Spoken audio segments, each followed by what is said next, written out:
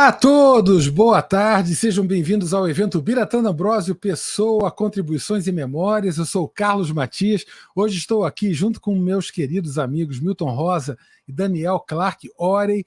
Nós fazemos parte aqui da comissão organizadora desse evento e estamos recebendo três amigos queridos, três grandes pesquisadores na área de etnomatemática, o querido Lawrence Shirley, Todd Shockey e Patrick Scott. Então, eles são muito bem-vindos aqui ao evento da Matemática Humanista em parceria com a EtnoMatematicas Brasil. Quero dar boas-vindas a todos os presentes aqui no chat. Lembrando que essa é uma atividade ao vivo que tem presença. A gente vai colocar mais adiante do evento um link na tela para confirmação de presença. E, naturalmente, a gente vai, sendo uma fala em inglês, novamente, como foi de manhã. A apresentação agora será em inglês. Nós futuramente iremos incluir legendas, tá, para poder facilitar o acesso de vocês ao conteúdo de hoje. Então, boas-vindas a todos. Eu vou passar a palavra para Milton e Daniel apresentarem os queridos Todd, Lawrence e Patrick. Então, bem-vindos a todos e bom evento. Open them up. Welcome to this roundtable about Ubiratan D'Ambrosio and his international contributions. We have here three dearest friends from the US, Todd Shockey, Larry Shirley, and Rick Scott. And Danielle is going to make a short presentation about their work, a mini bio, huh, Danielle? Mini bio. So, a mini bio. So just wait a second. And first of all, we are going to introduce Larry Shirley. Larry Shirley is a mathematics educator with special interests in the history and culture of mathematics and ethnomathematics. His degrees are in mathematics and history, comparative and international education, and PhD in mathematics education with Ahmadu Bello University, Nigeria. After Peace Corps service as a mathematics teacher in Sierra Leone, he taught mathematics education at Ahmadu Bello University, Nigeria, and at Towson University in the USA. He's past president of the North American Study Group on Ethnomathematics and organizer of the 4th International Conference on Ethnomathematics in 2010. He also served as interim president of ISGM in 2018 and a fellow survivor of a bus incident with Ubiratan D'Ambrosio. We saved him on the freeway in Baltimore. Maybe he'll talk about that later. Yes. Now we are going to introduce Rick Scott. Rick Scott, not only is he, he's a professor emeritus of bilingual mathematics education at New Mexico State University, where he served as in the College of Education. He's vice president of Inter-American Committee on Mathematics Education, international representative of the National Council of Teachers of Mathematics, and member of the Council of Teachers to Teacher Global. He received a BA in mathematics at Stanford University and doctor in mathematics education from Columbia University in New York. He edited the newsletter of the International Study Group on Ethnomathematics from 1986 to 1998 and translated from Portuguese Ethnomathematics, The Art of Explaining and Knowing by Ubiratan D'Ambrosio. He has worked in several Latin American countries and has published in English and Spanish. And most importantly, he is my dearest mentor, and any complaints about my work you can give to him because he was my doctoral advisor. Poor man. Okay, and least but not all is Todd Shockey. Has worked in ethnomathematics since his doctoral studies. As a student, he met Professor Ambrosio in the US at an NCTM meeting, and they began a friendship and correspondence. In collaboration with ethnomathematics scholars from around the globe, Shockey has served as an editor of the Journal of Mathematics and Culture for the past 15 years, and I'm sure he's going to tell us all how to send him articles, right? That's right. That's right. Okay. And Todd is also the vice president of his GEM. Poor man. Right? Poor man. Yeah, that's right. Okay, so we're very excited to share our best friends in ethnomathematics here. And I think Larry goes first, right? Larry goes first. Yes. Okay, Larry. Larry, you're first. You can tell us how to survive a bus burning up bus. Oh, yeah, that's right. Okay, now you have to turn your mic on, Larry.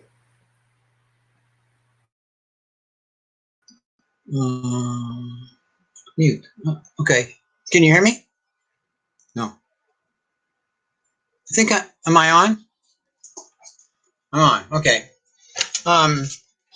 Yeah, I warn you, this is not too long because I didn't have a lot of direct interaction with Ubi, but it was important because it was very early in my career. So that's where we're going to be talking. Ubi was always eager to tell people more about ethnomathematics. And especially, sort of my point, is to help new researchers, young researchers, get moving in ethnomathematics. I might have been one of the earlier people that he mentored, because especially among people outside of Brazil. Unfortunately, as I said a minute ago, I was not really in direct contact with him much in his later work. And it happened that I kept knowing what was going on, of course, and kept respecting all the things he was saying, but it's just that we didn't actually work together very much. Hence, this is not long, but it should be interpreted as not in lacking in respect, just lacking in time together. So I'm going to discuss some of Ubi's very early work to begin with, even before there was an ethnomathematics. I guess it was in his brain, but not inside not in paper yet. And then I'll give a little bit of my own history where we came to an interaction. As I said, I did not know Ubi in the 1960s and 70s, and so this section is not from my memory. It is partly I did a little bit of research on this and other things I have learned over time to find out what his activity was. I suspect that some of you know this work, and I report it only to make sure it gets mentioned, because I don't think it was going to get mentioned anyplace else. And I hope maybe some of you listening knew Ubi in those very early years, pre-ethnomathematics years, and maybe you can comment and make valuable additions to my report. Mathematics education in the 1960s was probably about one of its most exciting times. It was a time of excitement and curriculum development, trying to bring the developments of the past 100 years, really, in mathematics, bring it into the school curriculum, especially moving from learning by rote and by memorization into helping children to understand things, understand better what was going on rather than just reciting things. And that fitted in very much because it involved looking at history. And Ubi was very much interested in history of mathematics, and so I'm pretty sure he was involved with some of this already. I don't have much specifics about that part, though. A related development, which I only learned about a few years ago, was that in 1955, Bertrand Russell began what was called the Pugwash conferences.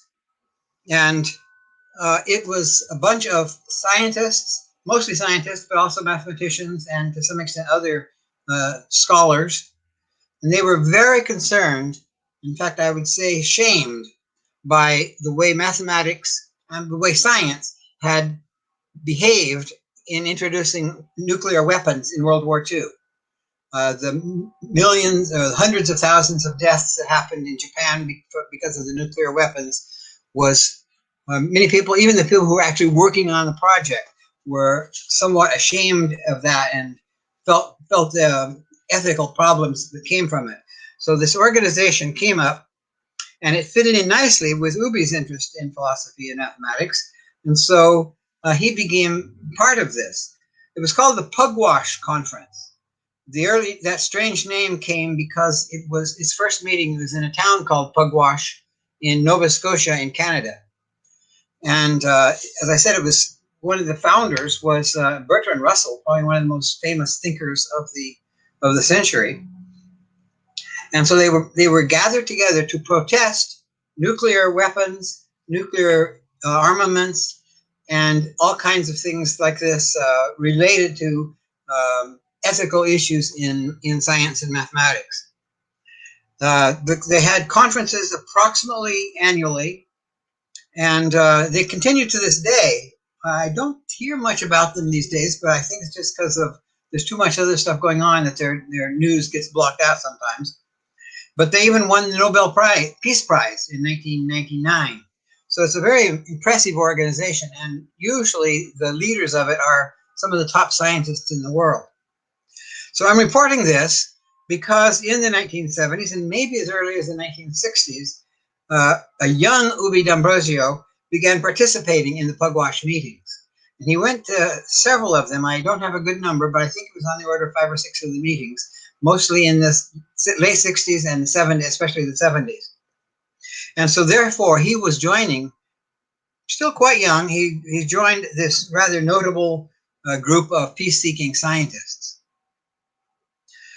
Now, in mathematics education, Ubi had also met with the International Study Group on History and Pedagogy of Mathematics. Kind of hit that name, sounds kind of familiar, International Study Group there. But it was a group of historians and mathematics educators who were interested in using not just the common everyday knowledge of history of mathematics, but trying to bring in some deep historical research and find ways that it might help classroom teaching, even be used in classroom teaching. Some of the ideas was to let the students actually work on historical problems so that they could get a feel for how mathematics was developing. Well, again, this fitted in with his interests on history and philosophy. So he was participating in the, they called it HPM, History and Pedagogy of Mathematics. And that group was and still is an affiliate of the International Commission on Mathematics Instruction. And so that was bringing him into their fold. And so he was attending some of the ICMEs. I don't know for sure if he attended the ones in 1970 or 72 or 76, but he did attend the one in 1980. It happens, I attended that one too, but there wasn't any ethnomathematics meetings yet because there wasn't any ethnomathematics yet, except in his head. And so I don't think I met him. I might have met him at a history of math meeting from this HPM, but I didn't know him, and I don't have any particular memory of it. But his work there at that ICME conference, that was ICME 4. It was in Berkeley, California, USA. And it must have impressed the people on the International Commission enough that they invited him as one of the very few plenary speakers for the next ICME. And that was in Adelaide, Australia, in 1984. Again, I couldn't get funding to go to that one, so I didn't attend.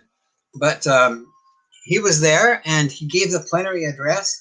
And I think most of you who are listening know that that is basically his address there at ICME 5 in Adelaide, Australia, 1984. It's often considered as introducing ethnomathematics to the world, perhaps even the start of ethnomathematics. That maybe is a bit of a claim, but certainly was the first big time where the words came well known to the world.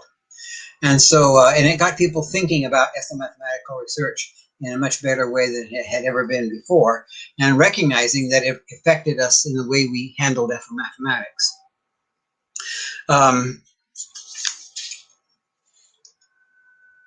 Of course, as I said, I didn't really know him, and I didn't go to Adelaide, so that's a little bit away from me. But the following year, and this is what Rick is going to talk about, the following year is when ISGEM got started, and I'm not going to say anything about that because that's Rick's story. So instead, I'm going to talk about my own case and how that led into my own interaction with Ubi. As was mentioned in my introduction, I had served as a high school mathematics teacher, secondary school mathematics teacher in Sierra Leone, 1969 to 1972. But by the late 70s, I was working on contract with Nigerian university, Ahmadu Bello University. Dan didn't quite pronounce it correctly, but it's okay. Ahmadu Bello University is the largest university in Nigeria and one of the largest in Africa. It was even then. So I was teaching in mathematics education at Ahmadu Bello University. And we, the mathematics educators, decided that we should add history of mathematics to the curriculum for these pre-teacher students. And we thought that this would be a good way to help broaden their understanding of mathematics is by seeing the history of it. Good idea. But when it actually came to practice, I was the teacher. And so here I was, the only white man in the room, and I was the teacher. And I'm telling all these Nigerian students how wonderful these European mathematicians are. Gauss did this, Newton did this, Fibonacci was wonderful, all these things. And it doesn't feel comfortable to be kind of bragging about my people and so much better than all you folks in Nigeria. No, we can't be saying that. So I said, we've got to try to find a way to bring West African history, Nigerian history into this class if we can, to make it really relevant to these students. And so I began looking for history of mathematics in Africa. For one thing, no internet in those days, so that very much limited what I could search. And even our library resources at the university were not that strong.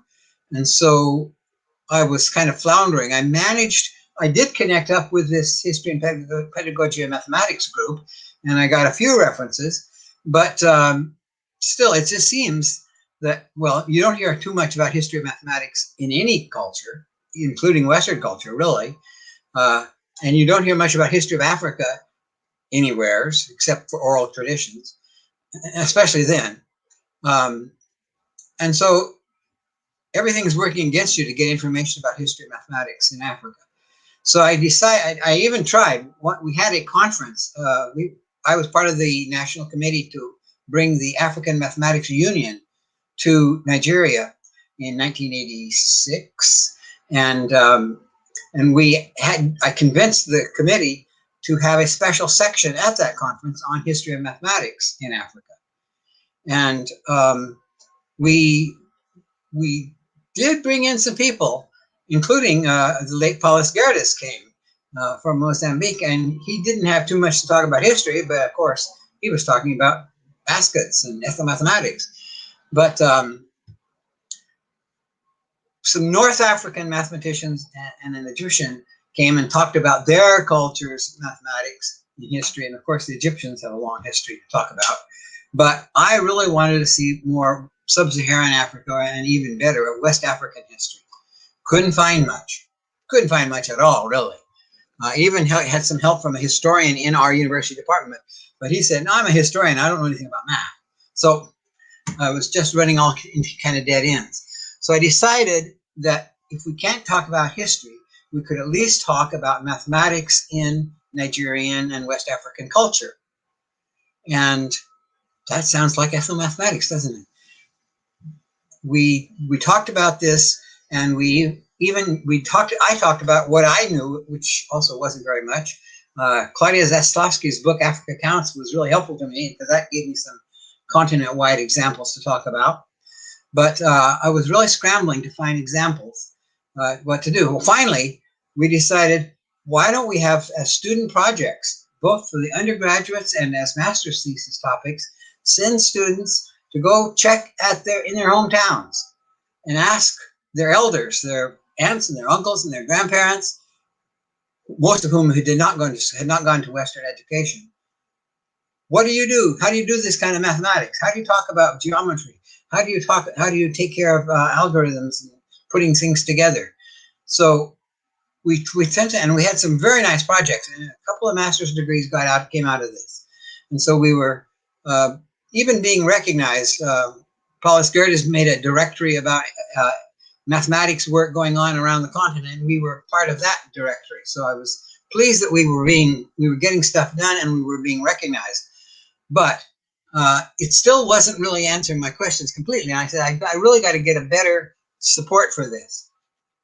Well, now it's coming up to 1988. And I knew there was going to be another ICME, what is the number now? 4, 5, 6, I guess, happening in Budapest, Hungary, in Europe. And so I was going to be on leave at that time. And so I said, let me see if I can go to that conference and submit some of this research that I have done and my students have helped me to do. And so I contacted the organizers, not really realizing that UBI was one of the organizers of this special whole day that they were having on mathematics in society and culture and ethnomathematics. And so I was somewhat surprised to hear directly back from him, inviting me to come and participate with two papers, a short paper, which I thought was going to be easily presented, but also my longer paper on what I call ethno-algorithms. Yeah, how people get arithmetic stuff done in other cultures. And so I was happy to go to Budapest and get my presentations made and meet the fledgling group of new ethnomathematicians that was emerging from around the world. And so my ethnomathematics career was on, and also I met Ubi too for the first time. That my career was on its way now.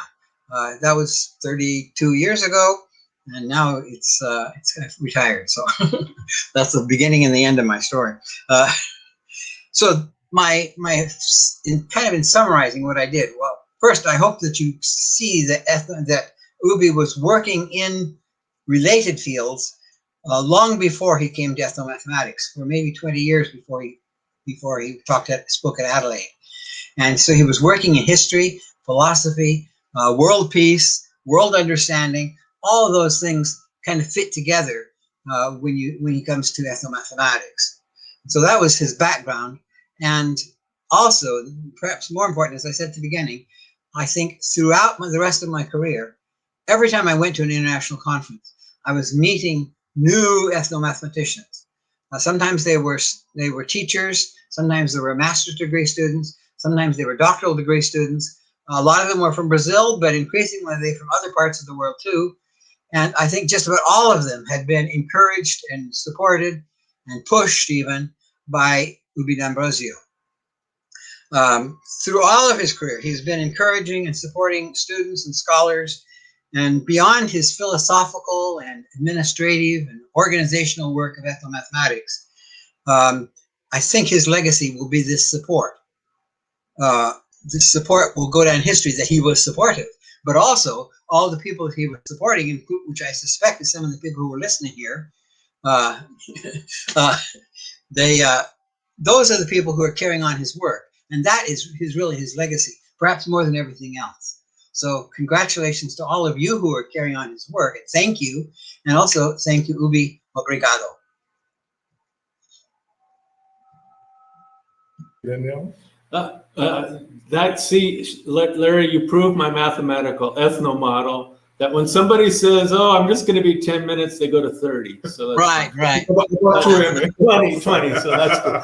So I'm just verifying the model, that's all. Right. I don't know how long did I talk? No, you're fine. No, you're fine. No Thank you problem. so much. That's really, really great. Who's next? I guess it is Todd. I don't want to know. So Todd? No, I think it should be Rick chronologically. Rick? Okay. Okay, never mind, Todd. Go back to sleep. So, Coach Rick Scott.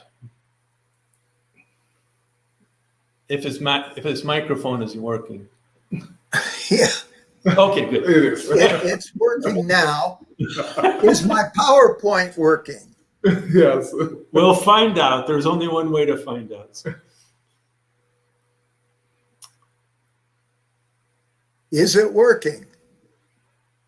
Okay, very good. At least for us over here. I don't know about the other side, but yeah.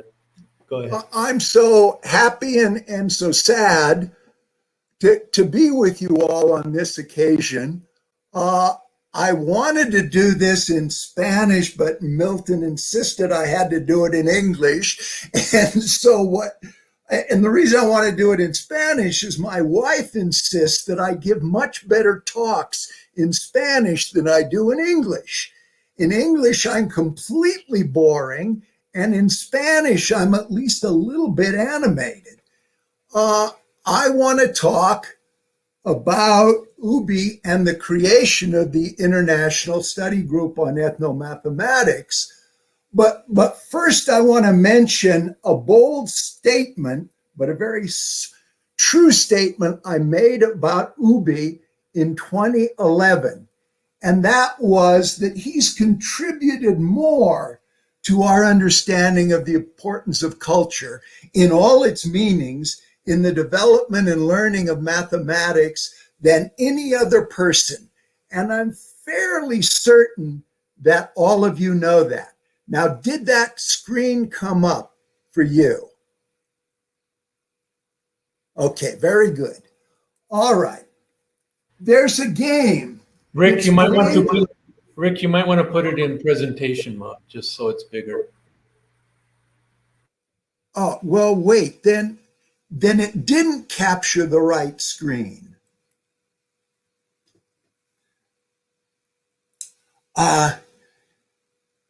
Because it is in that, and it's not capturing. Well, let me see if I can. Sorry, I got another. We should have practiced this as well ahead of time.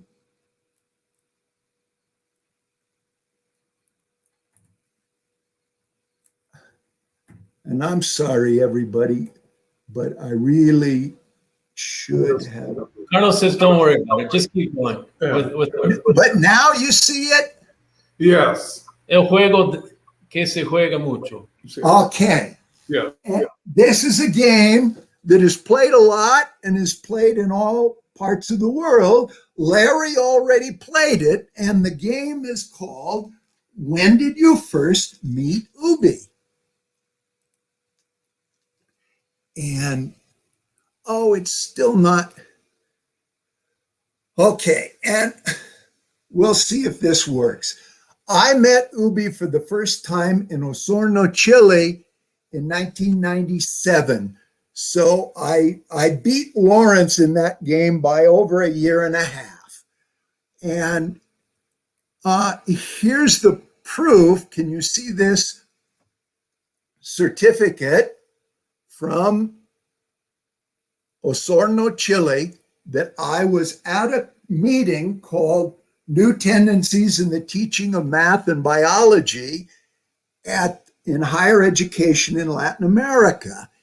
And Ubi was there, and I think he was there in part because when he came back to Brazil after having worked in the United States and went to the State University in Campinas, he had a lot of interest in trying to integrate other disciplines into the teaching and learning of mathematics at all levels. Now, a little bit about history. We all know that Ubi is the intellectual father of mathematics, but I think it's interesting that Ubi himself gave others credit for the first use of the term. One was Otto Rahm in 1976, and Larry mentioned the book Africa Counts by Claudia Zaslowski. Otto Rahm wrote a review of that book and used the word ethnomathematics, but also a guy named Wilbur Malerna in 1967 has used the term. Okay.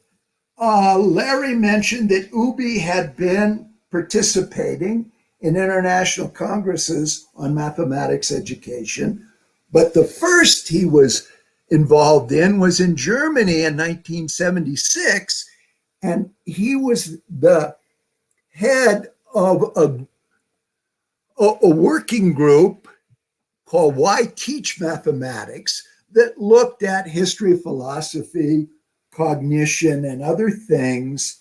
And he was able to get that group to insist that, yes, mathematics does arise in different ways in different cultures. And then Larry mentioned Australia.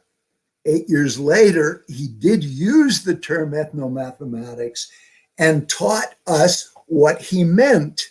And both ethno in a much more expansive and inclusive way than most of us had used it, and broke out mathematics for us as explaining and learning techniques and arts. And okay, so the next stage was ISGEM, the creation of ISGEM. Larry mentioned it happened at the 1985 annual meeting of the National Council of Teachers of Mathematics in San Antonio, Texas. A bunch of us were at a presentation by Jeremy Kilpatrick on research in mathematics education around the world. And Jeremy emphasized the growing importance of ethnomathematics in investigation around the world. And a couple of nights before, a lot of us had attended a talk by Alan Bishop on the social dimension of mathematics education. So with all this in mind, some of us were hanging around after Jeremy's talk, and Ubi asked three of us to attend a short meeting. We had no idea what he wanted, but we were anxious to see what he wanted. So we found an empty room and sat down to talk about things. And Ubi insisted it's time to create an international study group on ethnomathematics. There's already one on history and pedagogy, but ethnomathematics has become important enough, and we need to find more and more ways to increase it. So the three people with Ubi were Gloria Gilmer, who for many years was the president of ISGEM, Gil Cuevas, a Cuban immigrant who was working at the University of Miami, and me. And what we decided to do, one of the first things we wanted to do was get a bulletin, a newsletter, an ISGEM newsletter. And it would become our ways of communicating about thinking and projects and publications in ethnomathematics. And everyone on that initial Consejo Directivo promised to send me, as the editor, a list of names and directions of people they thought either had interest or might have interest in ethnomathematics. And maybe some of you were even born after 1985 and don't know in 1985 there wasn't email, there wasn't WhatsApp. We had to send things through the mail. Also, computers hadn't become very sophisticated yet. I made the first couple of the newsletter with an old Apple II computer, and I wanted to do it in 2 columns, so the only way I knew how to do it in 2 columns was to print out one column, print out the other, and then paste them together on a single page. And those early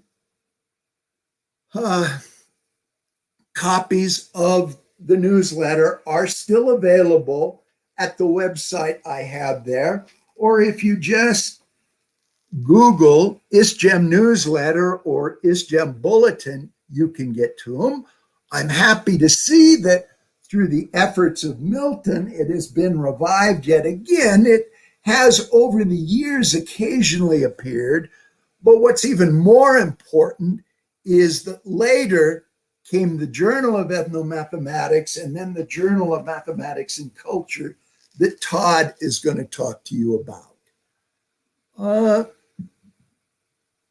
I just wanted to read something for you that Ubi put in volume 3, number 1.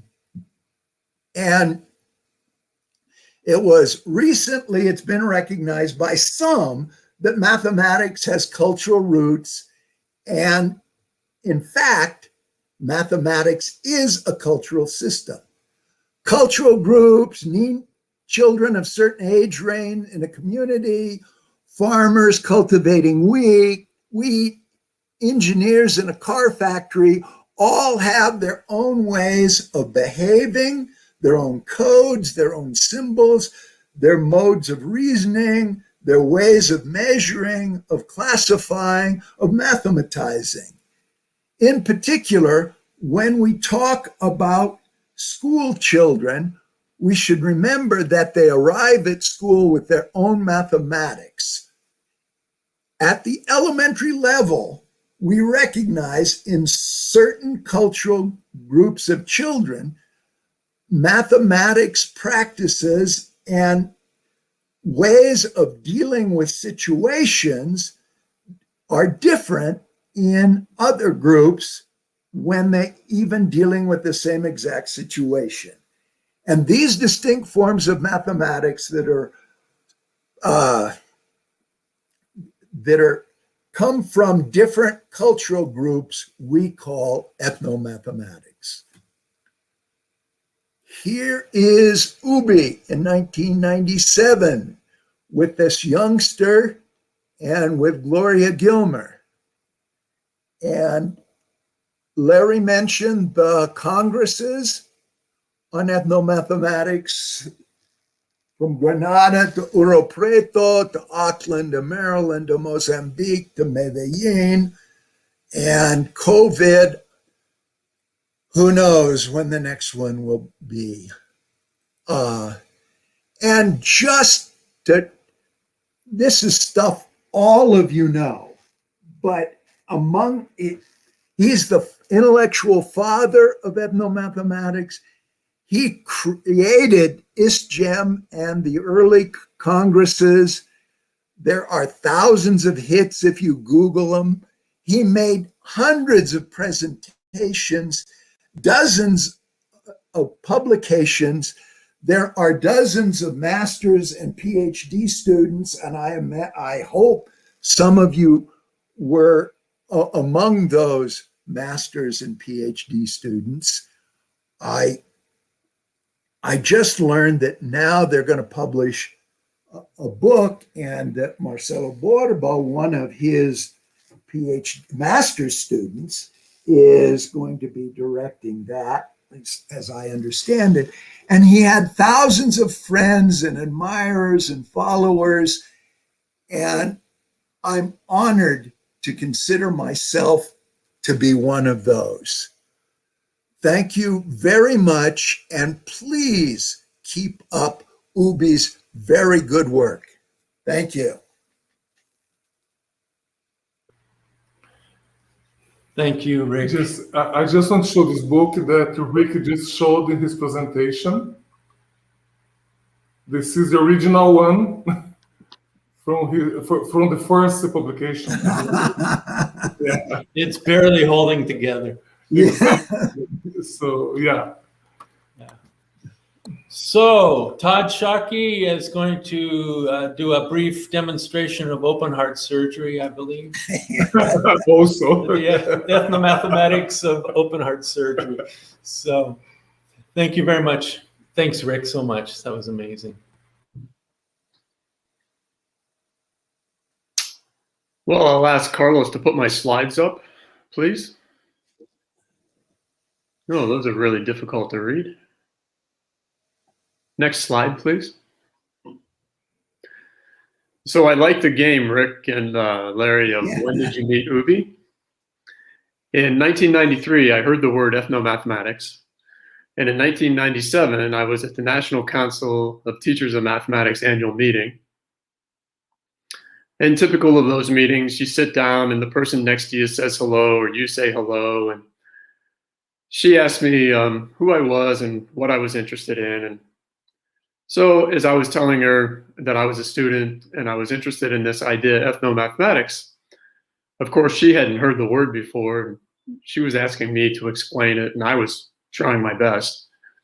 When someone sat down next to me and I had to move my satchel, and I looked, and it was Ubi D'Ambrosio.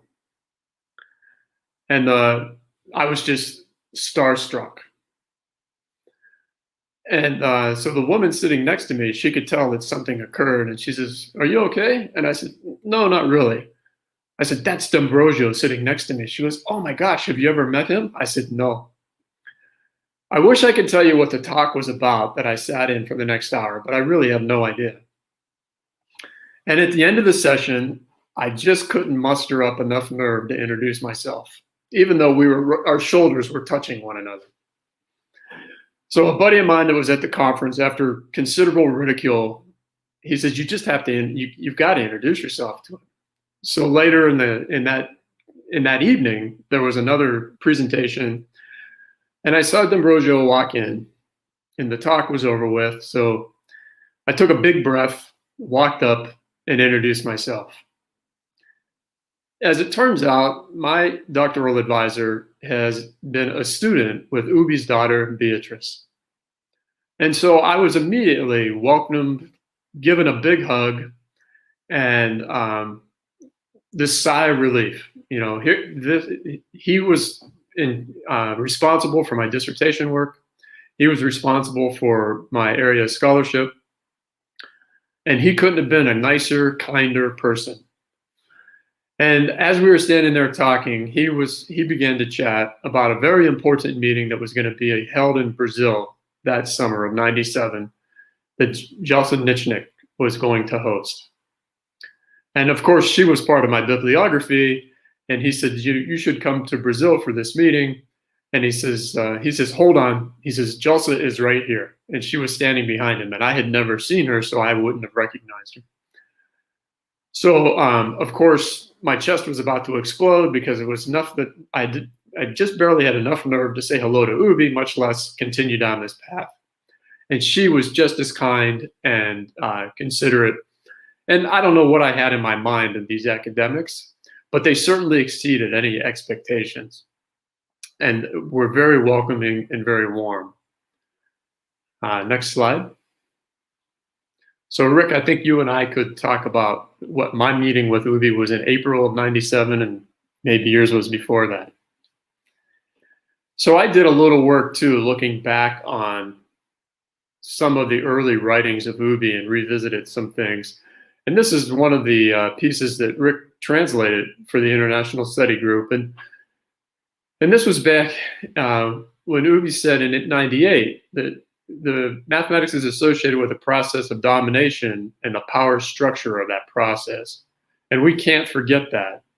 And I think that's really important when I think about the scholarship that comes out of the journal, when I think about the scholarship that's coming out from around the world as people working in ethnomathematics and people working in social justice and these other areas and culturally relevant pedagogy. Remember this. Next slide, please. And Rick, you already alluded to this. Every child arrives in school with a way of mathematizing. And we have to recognize that. And we have to respect it. And when we do, we give that child the respect and admiration that they deserve, their individual liberation, and we give the respect to their family and to their culture. And so in this, I'm trying to frame this in the idea of my meetings with and my conversations with Ubi, that everyone has a voice, and that voice needs to be heard, and it's important. And I hope and I'll talk about this in a few more slides about the journal. I hope that's one of the things that we're able to accomplish with the journal, is to make sure that we hear the voice and we offer our respect. I'll pause a little bit because I know it's a lot to read.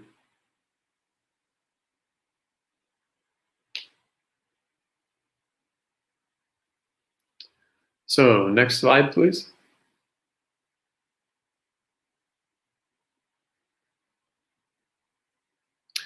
So I think what's critical about this is we can learn from the child.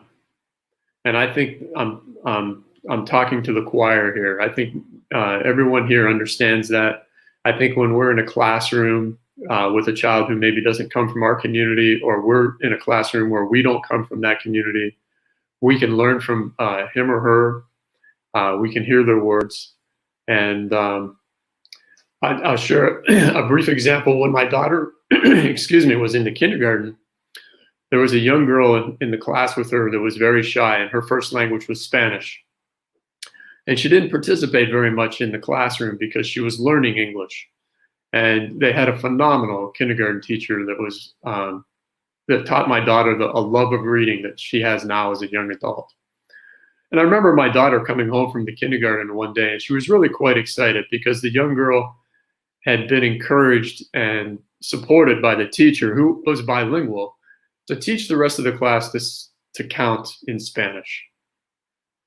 And so the teacher gave her space in the classroom. My daughter was excited to learn how to count in Spanish, but more importantly, she gave her the respect, and she knew that this young girl had a way of mathematizing and seeing the world that was probably different than what some of the other children in the classroom had.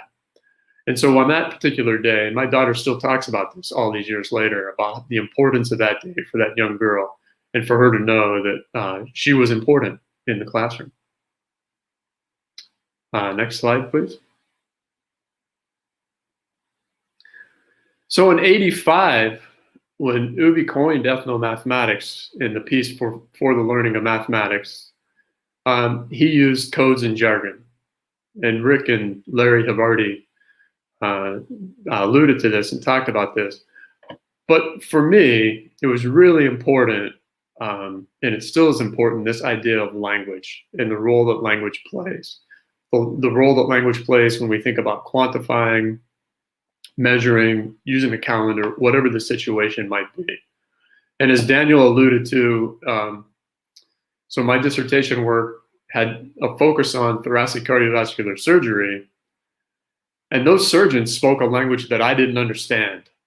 And I remember having to shell out the money for a medical dictionary and spending a considerable amount of time looking up what they were talking about and trying to contextualize it. But that was just part of their codes and jargon. And that has been very important in the work of the journal, that we hear these codes and jargon and we think about how does an individual make sense of that in their particular context, in their particular situation. And then how do we, as academics, make sense of this and understand this? And how might that have an influence on what we do? Next slide, please. So Kluckholm back in '49 tells us that any language is more than an instrument for conveying ideas, more even than an instrument for working upon the feelings of others and for self-expression. Every language is also a means of categorizing experience. The results of the real world are never felt or reported as a machine would do it. There is a selection process and an interpretation in the very act of response. Some features of the external situation are highlighted, others ignored or fully discriminated. I think what's important for this piece right here, for me, is this idea of categorizing experience. And the work of Alan Bishop has been used globally in the 7 things that he has put forward, or excuse me, the 6 things that he has put forward. And people around the world are using this in their research, in their teaching, and for us to understand what might be going on there. So again, language was really important, and it was important to Ubi as well. If you look at much of Ubi's writings, you'll see that he was this, in my view, he was the scholar because he was reading so much. And he was relating so much from different parts of the world in different languages and bringing it forward. And I was always fascinated by that intellectual capacity that he had. Next slide, please. So in '67, Pike was a linguist, and he started out translating the Bible. But what was important out of his work, and we see this now, particularly in the work of Milton and Daniel and others that are doing work in ethnomodeling, these concepts of emic and etic, and the insider's view and the outsider's view. And many times, as an academic, we can find ourselves in the position of the outsider and making interpretations about what we think we are seeing. But we're also gathering the insight from the person who actually is sharing what it is that we're studying. And this is important to really understand the insider's view and what's going on. this also offers up a lot of challenges, and in particular, a lot of challenges in the publication area, because we know, Tom Gilsdorf told us, you know, the audience that reads our work, we frame our work typically in Western mathematics because that's what the audience reads, right? And so, and while that's important, but it's just as important, and I would go so far as to say it's even more important that we understand the insider's view, and we understand what she or he is describing and or sharing with us, and that we respect that and honor it, just like we do the child who comes into our classroom and has a way of mathematizing. And so in our research, it's really, really important, in my view, to really gather these insider views, and we try to make that a point of emphasis in the journal, and hopefully we succeed on those occasions. Next slide, please. So one thing that's come out of the work in ethnomathematics that I'm aware of, and the Mi'kmaq people, which is the First Nations people in Canada and in the United States, I'm not going to do a disservice to their language and try to pronounce this, but they have a word for two-eyed seeing. And two-eyed seeing, from my perspective, is, as an academic trained, I have a Western view. As an indigenous person trained in the academy, they also have an indigenous view. And so when you bring these two views together, you have two ways, you have two eyes of seeing. And this is critically important. And if we think about the state of affairs globally right now, I don't think it could be more important when we look at the state of the climate and the global crisis we're facing. But what was particularly interesting for the elder who coined this phrase is his last remark: use both eyes together for the benefit of all. And I think that's very, very powerful. It's very altruistic. It's very inclusive. And when we think about that, and I think about the work that I read, or I think about the work that I'm conducting, I often think, well, who is this going to benefit? Certainly as an academic, I can check the box that I published a paper or whatever I did, right? But that's not enough, right? And so, so who is this benefiting? Next slide, please.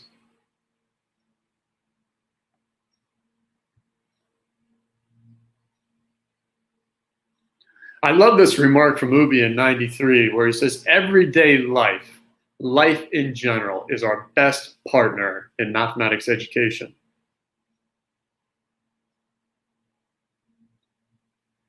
I think if we think about mathematics as a manifestation of mankind, right?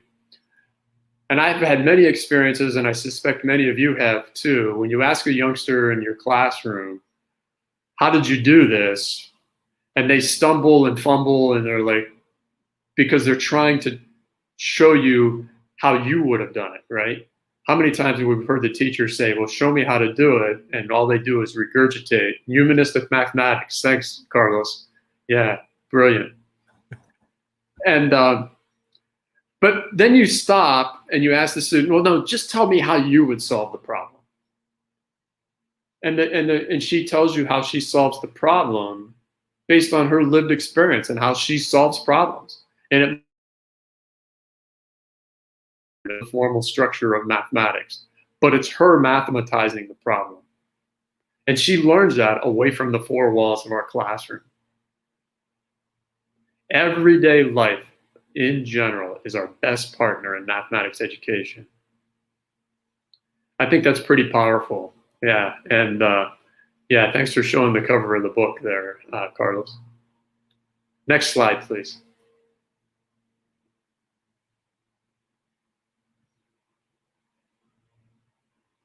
We all know this. Every individual, every society reveals an effort towards understanding, explaining, managing, and coping with reality.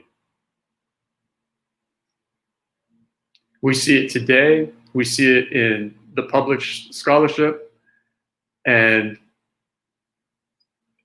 hopefully, as you know, we as a society, as a global society, will begin to find a new, different understanding for managing where we are right now in the world. It's really important from my perspective that we think about that child who comes into the classroom. In my position as a teacher educator, I think about these young people who come into university and how they're coping with their reality. Next slide, please.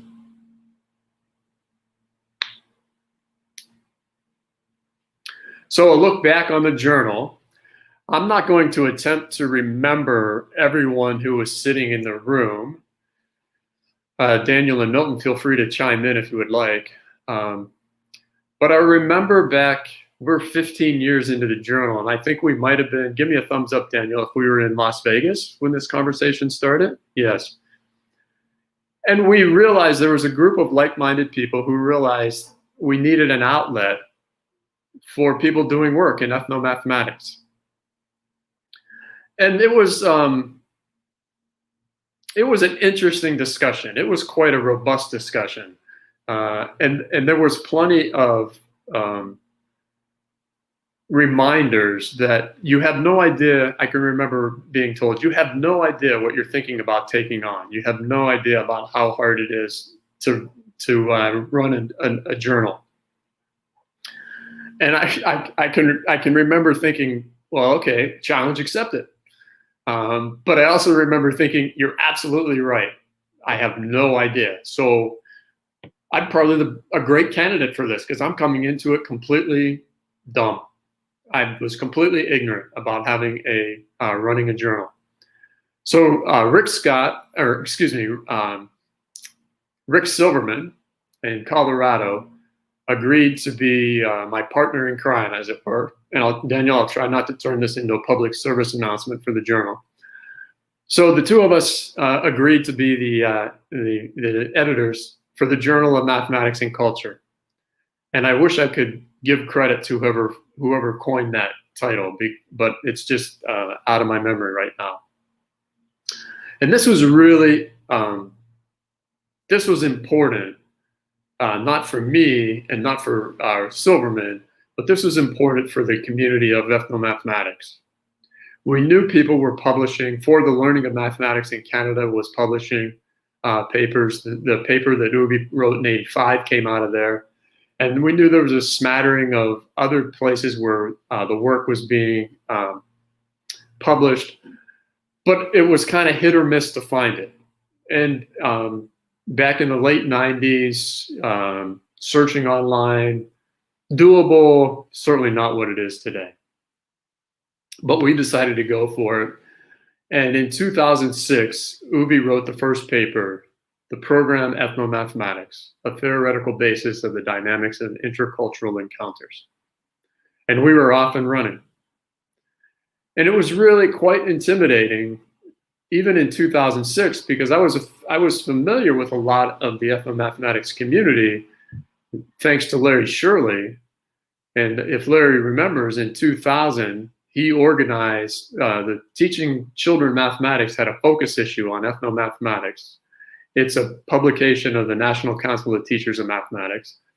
And so in 2000, there was a dedicated session at the NCTM meeting in Orlando, Florida, and Larry organized all of the authors from that particular journal to come in and talk about their respective work and kind of fill in between the lines, as it were. And so at the 2000 meeting was actually kind of my introduction to many of the people who were on my reference list, many of the people whose work I was reading, and now to get to actually see them. And so in 2006, though, as the journal was underway, I'd be lying if I didn't say there was some intimidation, because this was really, it turns out, I think Rick Silverman would agree with me, very quickly this became bigger than what he and I could have imagined, and was certainly bigger than he and I on any scale. So the list of countries you see at the second bullet, probably not complete, but as well as I could organize. These are the countries that are represented in papers published in the Journal of Mathematics and Culture in the last 15 years. So I think we can somewhat say we've realized some success in giving an outlet for global work. And it's really quite exciting when I went through and I looked at this list to see where what countries had been represented from around the world. The next slide, please. So we think language is very important in the journal, and as important as language is first language. So we make a very concerted effort to encourage authors to submit in their first language. We consider manuscripts in Arabic, English, Portuguese, and Spanish. And in each of those languages, we have a dedicated editor, and he or she has a dedicated editorial board. We've had occasions where a paper will arrive in a language that we don't have a dedicated editor, but the ethnomathematics community is very kind. And so it's never been the case that I can't reach out to someone, and Milton, you have helped on many occasions with this, and say, hey, we have a journal in this language. Does someone know a first language speaker of this language that could give us assistance in getting it edited or getting it reviewed? I think the other thing that Ubi brought forward in his work, and has really, he's certainly influenced me, and I see the influence in many of the papers that are published. It's for people to bring in their work through multiple lenses, through multiple views. So read in a different discipline, read Pike as the linguist and learn about this emic-edic view, right? Read about these different views. And then as we think about these different views, how does that assist us in asking different questions, reposing the questions that we have? And Ubi, in one of his pieces, talked about when he was in the classroom with pre-service teachers, how he would send them to the movies, or how he would ask them to read a novel, and how he would ask them to think about it through the lens of mathematics. And so we're broadening our perspectives, and I think that's one of the things that EtnoMatemaTicks has brought to the Academy, is a broader perspective. But these kinds of opportunities to visit other scholarship and then to use that as a conduit to what we're trying to understand has been very important for much of the publications that we see. Yeah, I think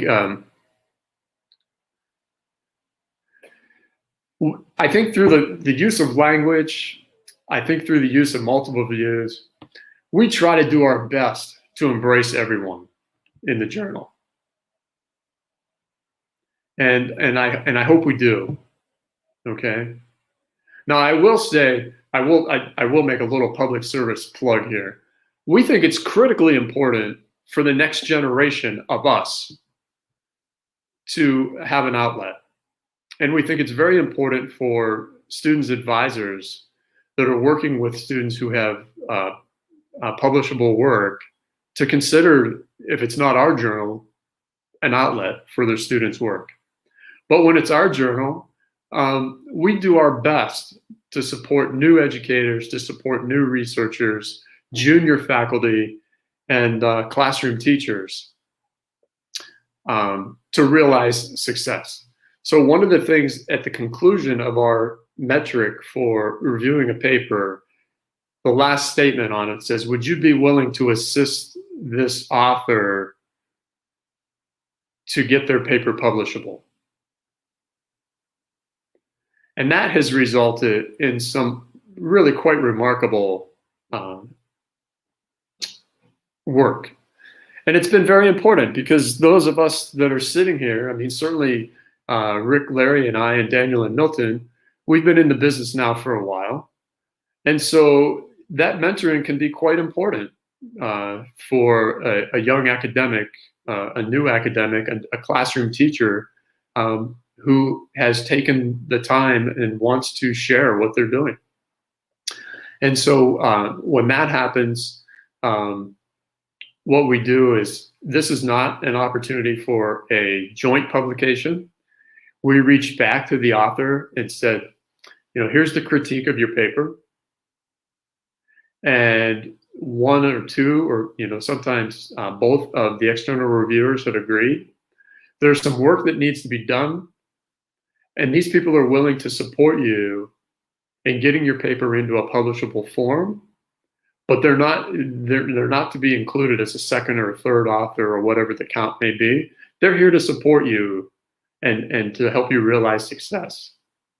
I think that's one of the beauties of our journal, and I think that's one of the things that I've taken from Ubi's influence, is this support and embracing others. And I hope, a little bit behind the scenes for those of you that have read the journal or you have published in the journal. For example, this morning's talk with Linda Ferruto, University Hawaii Manoa, Kay Owens out of Charles Sturt in Australia, Tony Trinick, Otaru, New Zealand at the University of Auckland, all authors in our journal, and have all had made really important contributions.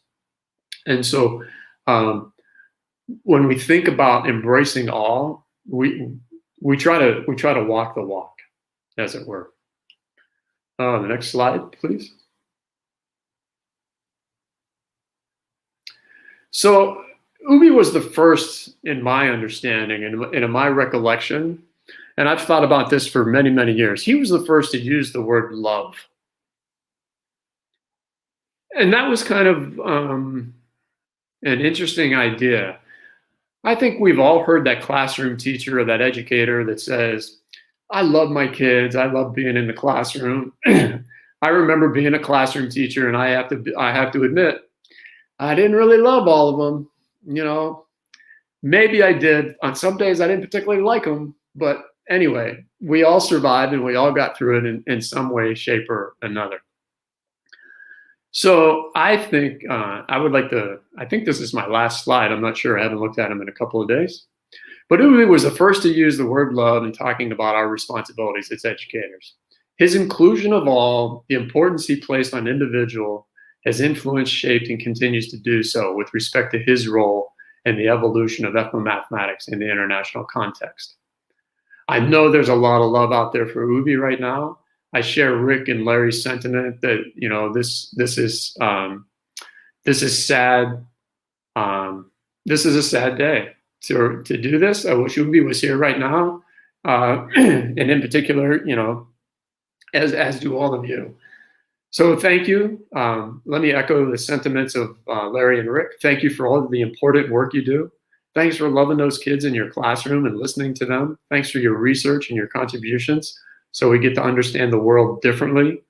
And thank Ubi for bringing us all here together and bringing us here today, but for the last, since 1985, many years. Thanks, Milton. Thanks, Daniel. But Carlos, really thank you. We really appreciate all the effort behind the scenes. You don't get enough love. Okay, Carlos, before you check the chat for comments and the questions, if we have, I would like to make 2 comments. Wonderful presentations, all 3 of them. Thank you so much. But about the Journal of Mathematics and the Culture, I would like you to know that there is a submission open for a special edition regarding to Tributo to Ubiratan D'Ambrosio. The deadline is August 30th, but we are going to postpone a little bit, I think for 2 more weeks. And we are going to be working on this after this event is over, right? Too many things going on at the same time. So there is this special edition on JMC, Tributo to Ubiratan D'Ambrosio, and it can be accepted in English, Portuguese, and Spanish. If you have papers in Arabic, also Iman can help us to go through those papers and the other languages, as Todd said. And Rick, about the Congress, the 7th Congress on Ethnomathematics, the ISGEN Executive Board are discussing about it, because there are some issues going on with Papua New Guinea regarding the COVID and also economic support, but we're discussing to check what's the best way of developing that Congress, maybe for next year. Right, Todd? In our Correct. discussion? Yeah, Yes. and yeah, Willie is doing a lot of work on that. Yeah, so we're talking and discussing about the next Congress and the best way to do it, right? So I think these are the two comments that I would like to make. That's good. And also, No, that's it. Thank you so much. thank you. And Carlos, Let's open this up for questions. Yeah, for now. questions and some comments and maybe conversation. Yes, thank you, Todd. Thank you, Lawrence and Patrick. Was amazing presentations. I have several comments from the public and the audience. I'll put some of them on screen. I have Maria Cecilia Fancinato is asking Todd, what are the main challenges of gathering the insider views? Hi, Maria Cecilia. Thank you. It's great to see you. I think the main challenges of gathering the insider view is being able to understand what they're saying. Because if you're not familiar with the particular context, they might be speaking a language, the codes and jargon that are specific to that you might not have that familiarity with, and you might interpret it differently than what they intended. So, of course, in qualitative research, we'll gather our data, we'll gather our research, we'll make some inferences, and then we go back and we pose questions to make sure that we've actually captured it in the correct way. And that's critically important. So I'll go back to my example early on when I was doing the work in thoracic cardiovascular surgery. I was physically standing at the operating table while they were doing the surgeries for a couple of months. And their language and the way they communicated to one another was foreign to me. It was in English, but it wasn't an English I was familiar with, and they had their own dedicated dictionary, as it were. So there were many times that I would try to make sense out of what they had said, and I'd go back to meet with the surgeons and say, on this day I observed this, and and I thought this happened. And they're like, no, this is what happened. It's like, really? And they're like, yeah, you were standing right there.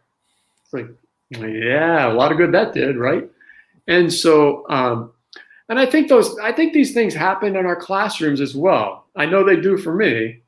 I try to get the view of my pre-service teacher or a student that's in a classroom, and I ask him or her about something, and they start to describe it, and I realize I have no idea what they're talking about, right? So I ask them to draw me a picture. I ask them if they can use different words to try to convey what the meaning is that's important to them that they're trying to get across. And I think that persistence is what's really important, is that we do get to the point where that individual says, yeah, you finally got it. I'll give one more example. Years ago, Jerry Lipka was running a National Science Foundation curriculum development project in Alaska. It was titled Adapting Yupik Elders' Knowledge. And the Yupik people are the indigenous people of Alaska. And so he brought together community members, elders, classroom teachers from the Yupik community, from the Yupik schools, and he brought academics together, and we worked on the curriculum development. And once the curriculum was starting to get fleshed out and starting to make sense, then the elders were brought to the meeting specifically to participate in the curriculum and to do the activities as they were designed. And this was much before any of this got into the hands of teachers with Yupik children. And I can remember an episode where we were doing something with a Yupik kayak, and we had developed these paper models for the kayak. And the elder, through his interpreter, said to us, he says, no, this is not correct at all. And we're like, well, and we had videotaped the interviews with the elders. We had videotaped their stories, and we had revisited these stories, and we just didn't get it correct. And so he walked us through it very patiently. We made some adjustment, we made some changes, and he says, yeah, now you have it, right? And so I think that is, these are just a couple of examples of some of the challenges that we face in getting that insider's view. And if we're patient and if we really listen and we collaborate with that insider, we'll get there, but it's not necessarily going to be immediate.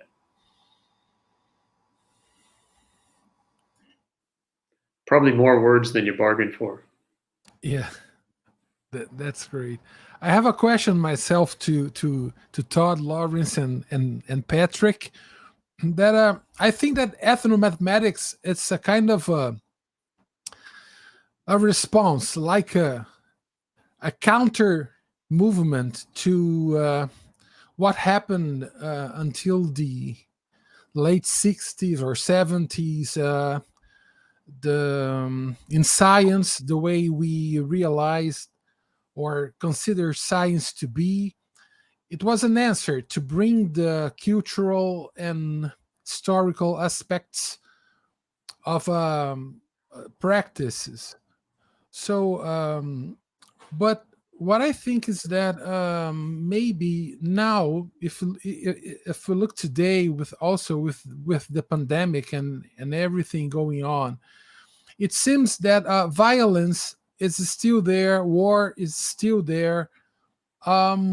We have inequality, we have poverty, we have the basic all the same problems we had before, but they are much stronger. So my question is, how do you think that maybe ethnomathematics could provide a stronger answer by using technology, by curriculum strategies, or how can ethnomathematics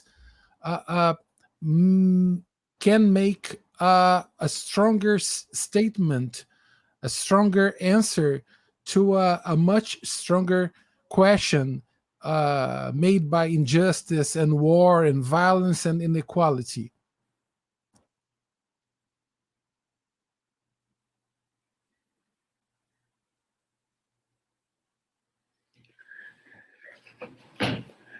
Is that a long enough dramatic pause? Rick, I think you got something to say.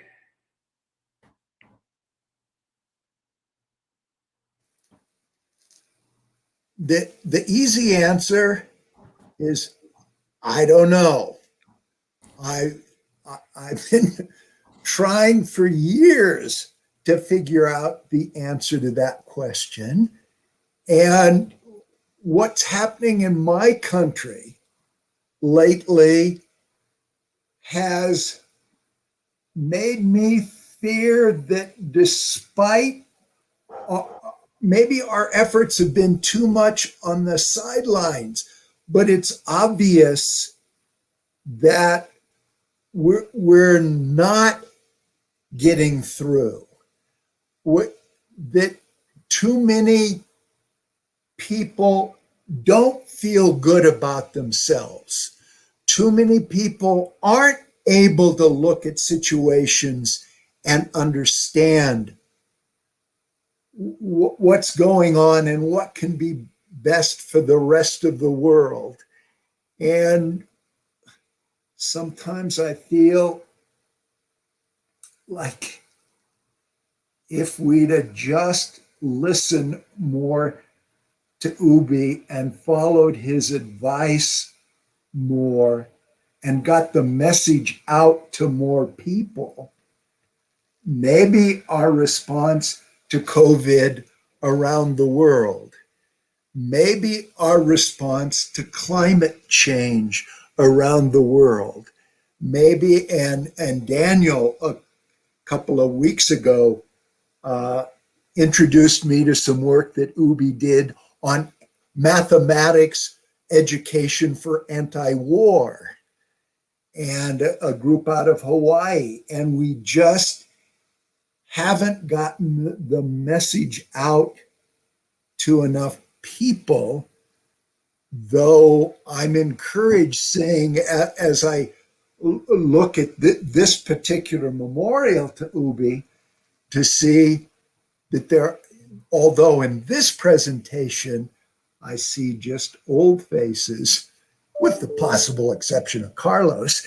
In the other sessions, I see plenty of young faces, and I hope they can take the message of love and respecting the mathematics you know and building from there, and that all of us can eventually see with both eyes.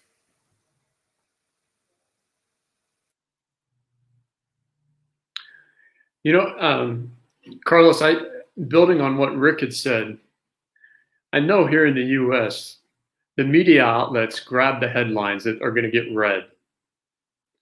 And I think there's a lot of headlines that are read that people don't understand. And I'll use critical race theory because that really got a lot of headlines here in the US in the last few months. And one example that stood out was the classroom teacher who was being criticized by a parent that you're not going to teach my child critical race theory.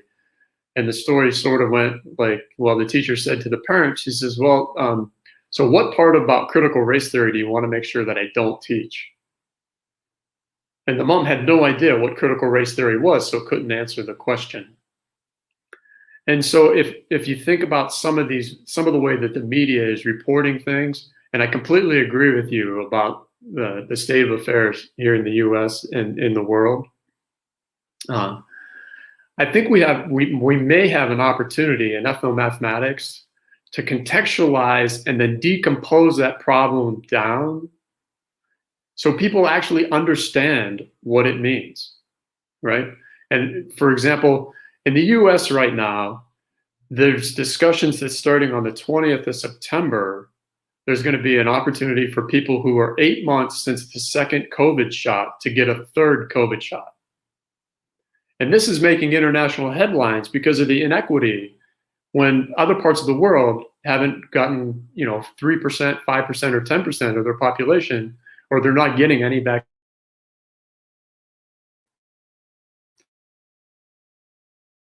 And how might we use these ideas of ethnomathematics? How might we use this idea of quantifying or Bishop 6 and put it into a meaningful way that people that are reading these headlines and seeing what's going on have a different way to possibly understand it?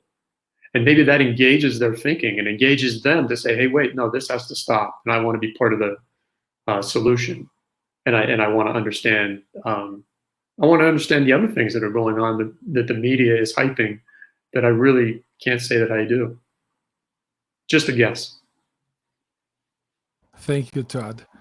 I've been thinking about technology. A while ago, I was thinking that maybe technology could make the cultural boundaries thinner. Like it would be harder for us to engage cultural perspectives, even in an anthropological sense. But what I think that is going on now is that technology is being used also not only for making the boundaries thinner, but to move the boundaries, like fake news. And here in Brazil, this is what is going on. So it's not just a matter of making the boundaries thinner or thicker or whatever, but moving them, driving common sense. Like common sense is being driven by interests, and so it's we must provide an answer to that. So this is what is hurting me and shocking me the most, actually, now. So I'm just bringing this to our talk, but this is something really important, I think. Carlos, I have a comment on this. If you take, for example, the trivium curriculum proposed by D'Ambrosio in 1999, right? The third element, there are three elements: literacy, matheracy, and techneracy. If you take technocracy, he does not call technological instruments, but he call it material instruments, including our own body. Yes. Could be used as technological tool to solve problems, right? But he says in this technocracy that we need to think and we need to help our students and help people to understand, to critically and reflectively analyze technological tools. In this case, if you can do that, for example, we can help people maybe to analyze the news in order to not get involved in fake news. Yes. So D'Ambrosio wrote this piece, curriculum, about more than 20 years ago, but it is still current, his thoughts about technological tools. It is very interesting. Yes. Thank you, Milton. There is a question here in the chat by Trilocan. He says that the world is going towards AI and more technological advances. How can we retain ethnomathematics in coming days?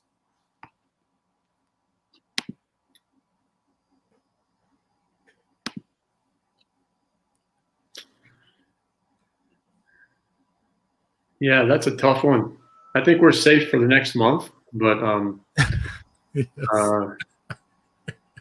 but yeah, we see AI and we see these algorithms and we see machine learning and it's happening and we're not even cognizant of it. Yeah.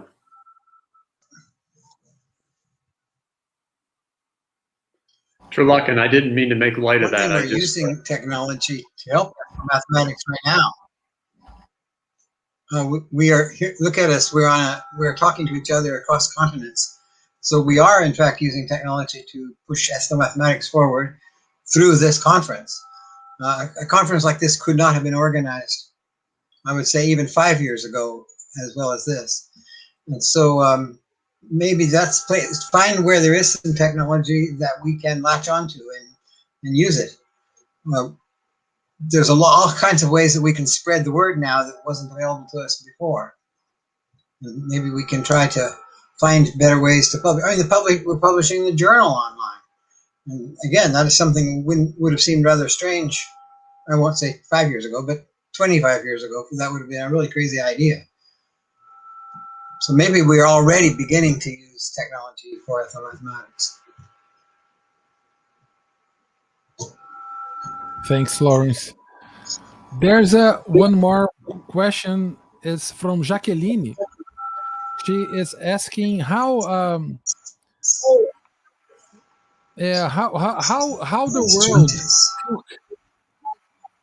world took the notice that Ubiratan passed.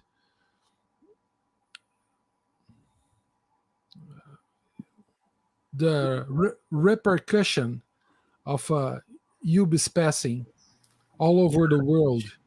Yeah, Carlos, she's asking for the speakers. Yes. Today, have you observed the evolution of how all over the world, how do people receive Ubi's death? Yes. What made them feel that way? Well, I think this is an outcome of it right here, right? And we see multiple journals with focus issues on the contributions of Ubiratan to their research agendas, to the influence he had on them as academics and as teachers. And I think this is probably going to go on for quite some time with respect to learning this news. So,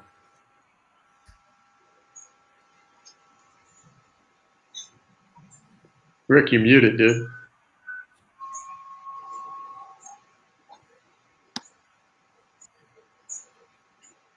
I think part of what we can say is that there was great sadness and loss, but also a great recognition of his contributions, and that, you know, this is so far, I think, the largest event.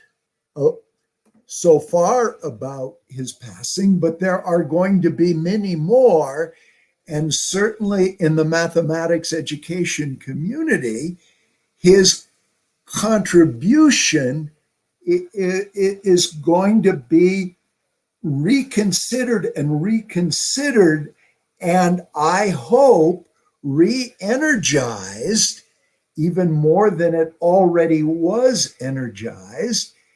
And that I thought it strange that almost immediately after he died, 2 publications asked me to write an obituary about him. So I assume if 2 journals in the United States asked me to write, then all over the world, people were being asked to write obituaries, so that his contributions and his work are going to get reinforced in very strong ways. Okay. I keep one more thing. I keep asking people when this question comes up, or where should we go? It's almost a joke, but what would Ubi do? You know, Rick understands this joke, because now I think what moving me so much about this week too is I still feel this loss. But at the same time, I'm seeing a little bit of him and all these students, all these questions, all these speakers, a little bit of him everywhere. And he's not gone. He's not gone. He's still here with us. And I've heard that before when somebody passes, and I'm like, yeah, no, they're gone. My grandfather is gone. But Ubi, he's still with all of us, because we're continuing to share his work. Our students are doing such amazing things right now in such difficult contexts. They're working their butts off teaching online, and then they're doing field research and all this stuff. I'm just astonished at how people are taking Ubi's work. And this week really showed me that I'm sad. I'm going to miss him, but I'm not sure he's gone. He's alive in all of us in a different way, and I'm just so honored and pleased and thrilled to be part of this. Okay, I have just maybe final comments to show on the screen. Well, there are people from everywhere. We have from Nigeria, we have from Niterói here in Brazil. We have Júlio César from Recife, Pernambuco. Alves from Ceará here in Brazil. We have Espírito Santo, another state. Let me share with you the world map that we have created, so everyone in our conference can place a mark on its position. So we have yesterday we have reached all the 5 continents. So this is really great. Here in Brazil, we are on all states of Brazil. This is amazing. This is absolutely amazing. And this is an event that is free, open to everyone. So no one that paid anything to be part of it. So we are so proud to be able to share such a huge movement of love on behalf of Ubi. This is just really very touchy and very amazing for us all. I'm really very touched by what is going on. Thank you very, very much. And finally, just one more question I have for you guys is, how far are we from having, like for instance, the journal of mathematics and culture, how far are we from having articles not only text-based, but using videos or other kinds of media? Because I think that when we are maybe working with ethnomathematics, and maybe we can bring other dimensions of contributions and meaning if we use other kinds of media support, like videos or audio, or not only text-based. I know that science and articles and things like that, they are text-based, but how far are we from considering other kinds of media on a scientific and formal way?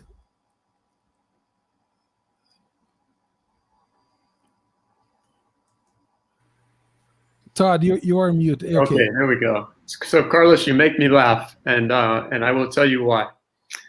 I was standing at a meeting years ago, and two women were behind me, and I could tell that they were staring at me, and they were waiting for me to get done talking to someone. And so I got done with whoever I was chatting with, and the two women approached me, and they said, "You're Todd Shockey." I said, "Yes." "You're the editor for the Journal of Math and Culture." And I said, "Yes." And so immediately in my mind, I was like, "Oh, please, I hope we published your paper. I hope you're not a dissatisfied author," right?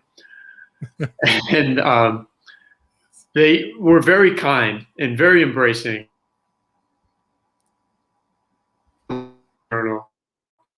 And then one of the women, she says to me, she says, "Any publications in Arabic?" And I said to her, "I don't have Arabic." I said, "Do you?" And she says, "I do." "Would you like to be our Arabic editor?" "Would I like to be your what?" I said, "Be careful what you ask for." So Iman is now the Arabic editor for the journal.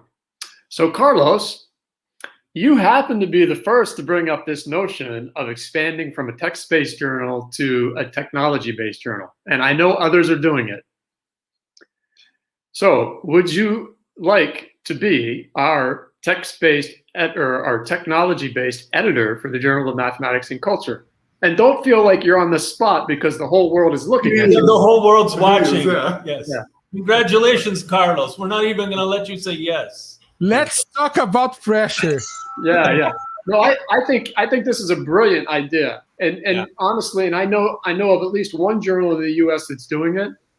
I know early on they faced tremendous challenges with respect to storage, with respect to having people upload materials and such. And so it's quite literally not come up before, but we're open to do it. Daniel and Milton are both on the editorial board, and I'm sure, I'll put a little pressure on Milton. I'm sure ISGEM would support this. I know the national or the North American Study Group on Ethnomathematics would support this. So we'll have this conversation, and we'll open this space up. Oh, great! It will be a pleasure. Thank you. Fantastic. A related idea is that as Ubi's health declined and the health of his wife declined, he was often unable to go to international conferences he was used to going to, and they would invite him to send a video. And I don't know if there's a way to collect those.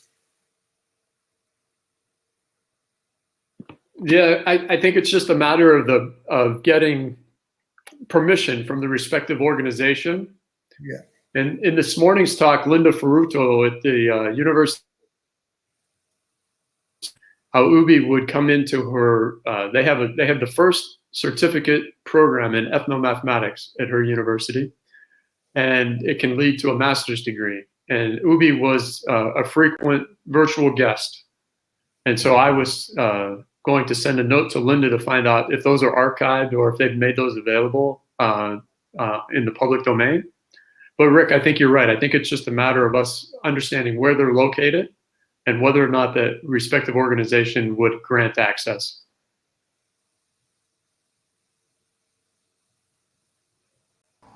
Okay, I think that this is it.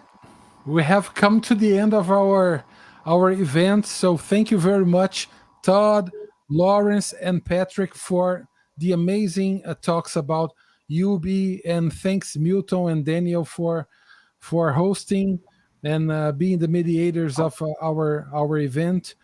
I will leave you for your final words to everyone here, to our audience.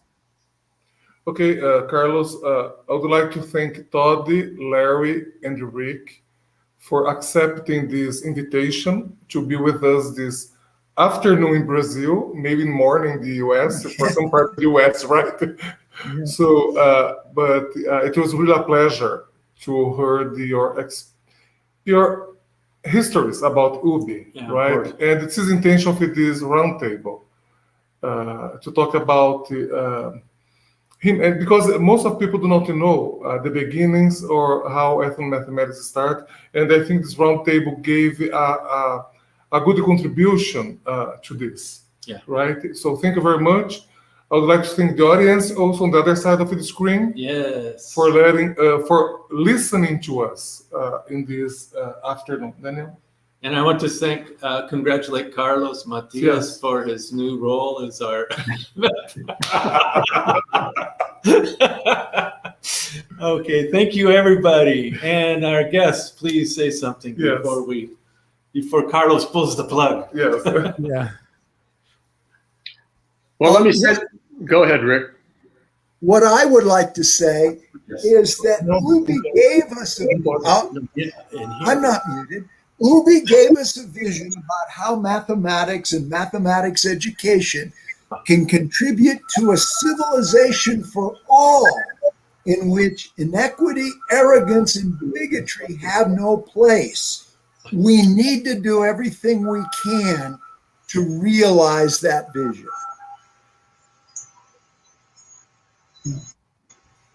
Well, I ended my talk saying how Ubi's legacy is carried on by all of the people he mentored and people who trained and who his mentees mentored.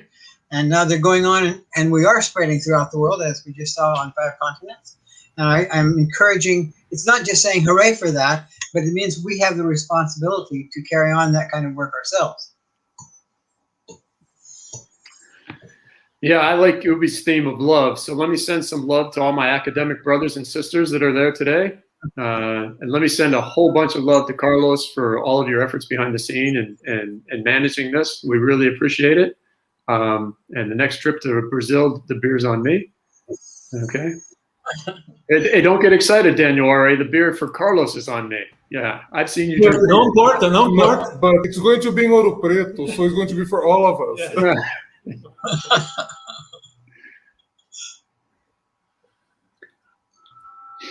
Okay, everyone. So okay, this is it. We came to the end of our event. So thank you very much to everyone. And now in like 15 minutes, we'll have another one starting with more about UB. And well, this is going to be really a really beautiful ride. Thank you everyone for being here, and see ya. Thank you.